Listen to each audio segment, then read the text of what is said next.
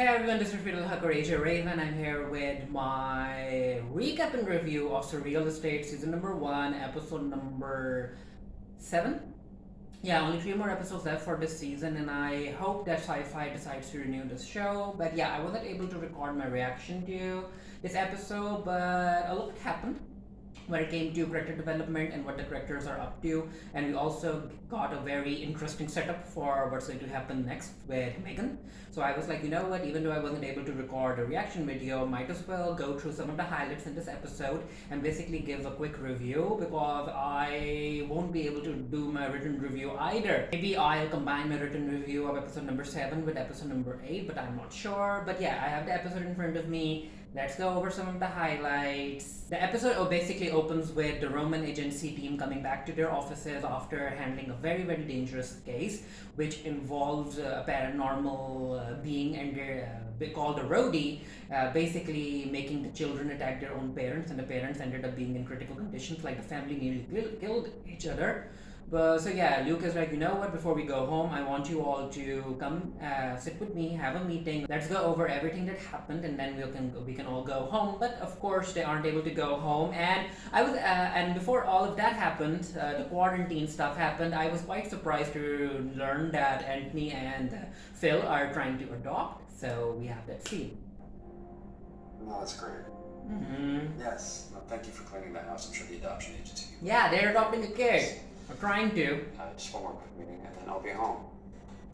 I'll heat it up. God, Anthony, it's a meatloaf, not a donor organ of keep. Yes. Okay. And Zoe came out in this episode, which I wasn't expecting either. How long So does this thing gonna take? good for her. You know.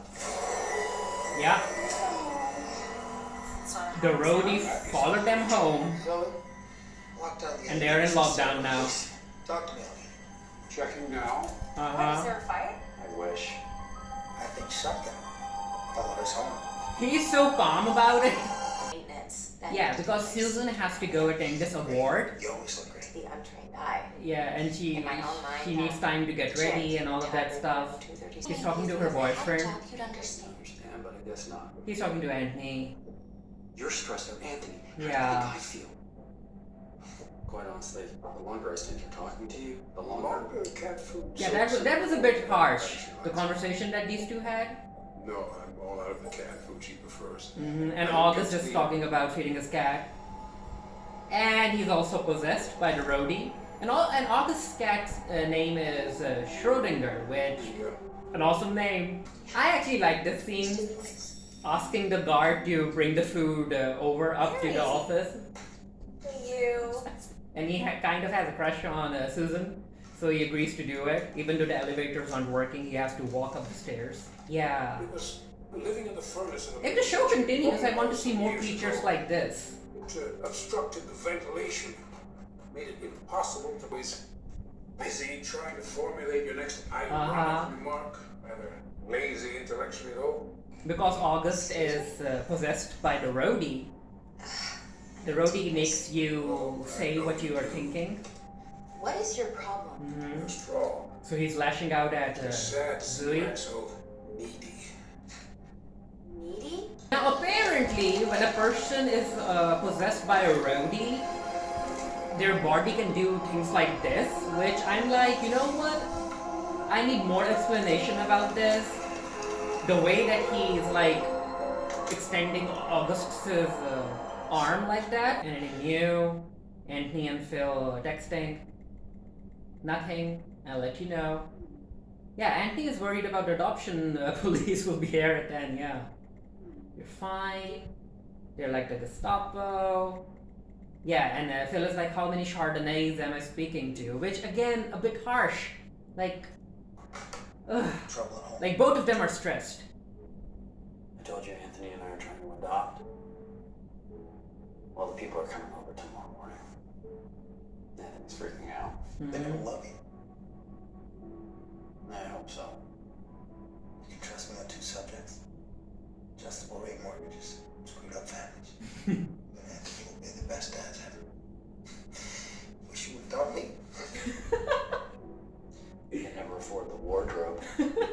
I cannot believe. Yeah, and now Zoe. Let's check his workshop. is possessed. And yeah, again, what kind of powers does this roadie give a human person? Like, he's able to make Zoe climb up walls, he's able to elongate August's arms. Like, I need more explanation, I need more of a lore. Like, give me more lore building. Both sons are responsible for their parents' injuries. However, So this is a reporter who's basically like linking stuff to the Roman agency. Basically bad PR. Questions still linger about the explosion that caused the death of the Travis family. This was a very, very weird scene where Luke's like dancing with his mom, and then his mom tries to strangle him. I suggested that maybe she was better suited for Yeah. something like She. construction. So this is where Zoe comes out as bisexual. And I'm here for it. Jeffrey does stand up. Like, all of the people out there who want a well-written queer show that has supernatural elements, that has humor, heart, horror, like, this show is right here with a diverse cast. Start watching it. We need projects rather than people. So August is like, you might have an issue It's a terrible thing to say. that you go for people who are like need to work on themselves because maybe helping them makes you feel that you need it. When such people are available, fully assembled, you need to keep acquiring them and cared for. Lots of people around me. So this is where we get to learn about how Luke's powers basically work. Even though he can communicate with dead, Yes, I'm there. if you're near him, other people can see ghosts and talk to them too. August? Yeah. So is the roadie inside either of you? What? Susan's is now possessed. Phil figured out what kind of roadie they're dealing with. How about you? No, Megan? Of course not. Susan? Yeah. Come on, it's not just gonna tell you. It's this old Nordic legend I found. A demon called the Triastor. When this thing Triastor? takes you over, you say what you feel. So it's like what, root You serum? cannot lie. Were you always this dorky? Or was that something that happened when you and God broke up? Susan isn't inside you! Yep. And yeah, they're trying to handle Susan. Now this is what I don't understand. It ended up extending Augustus' arms. It helped Zoe climb walls. Why isn't the roadie using Susan's fire powers? Like, use pyrokinesis. Goes into Luke next, and August is able to kill it. I'd like to be 30. Everyone is over 30 here. I seriously need to sleep for like 2 days. Yeah, Zoe's the youngest. Yeah, after everything Tonight. all of them said to each other when being possessed. Yeah. So this is like, you know what, we went through a lot tonight, so I understand if you guys don't want to attend them. But of course they'll attend. He's the Yeah. guy who stepped out of the left-hand tub in that boner pill commercial. Susan's mom has no time for Bob. What a magical evening. She's like, I want him gone. Who's Twyla? I saw you earlier checking that Yeah. big fur coat. Made Bob's from wife's name is Twyla, and Sarah Levy played Twyla in Schitt's Creek. Look, I'm just here as a friend to ask you. Yeah, and they all came! Of course they came to support Susan, and now she's happy. She feels part of the family. These people said we would be Gary. Carrie. Yeah. And also the fact that she has paranormal powers, like she can burn them all if she wants to. Thank you. Isn't. Although I So basically, we get a speech from Susan about finding family at the Roman agency. My current colleagues, Mhm. Luke, Phil, August. It's a Zoe, very nice They speech. gave me a work home. Work home. My Yeah, and this is where she burns the table. Which, you know what? You police loved us. Mhm. They weren't mean at all. They just wanted to check us out. You know, get our views on education and nutrition. I would have liked to see it, but okay. So what's next? Well, there's still a lot of flaming hoops to jump through, but so far so good. What's wrong? It's just something about last night. Hmm. Can't put my finger on it. Yeah. I guess Phil will be the first one to figure out that they were wrong when dealing with the roadie. That Megan's the one who ended up being possessed or something. Well, let's see. But the truth isn't always welcome, is it? It often comes with a cost. Get in, Mr. Needy. I shall be paying for it. Feel good. You like me. But I don't always say everything I'm thinking. Who does? Susan. On your worst day. I like you a lot. Yeah, Megan's I possessed. think she's lucky. Grab a bite? Yeah, she's not interested. Yeah. Wanna go to my place?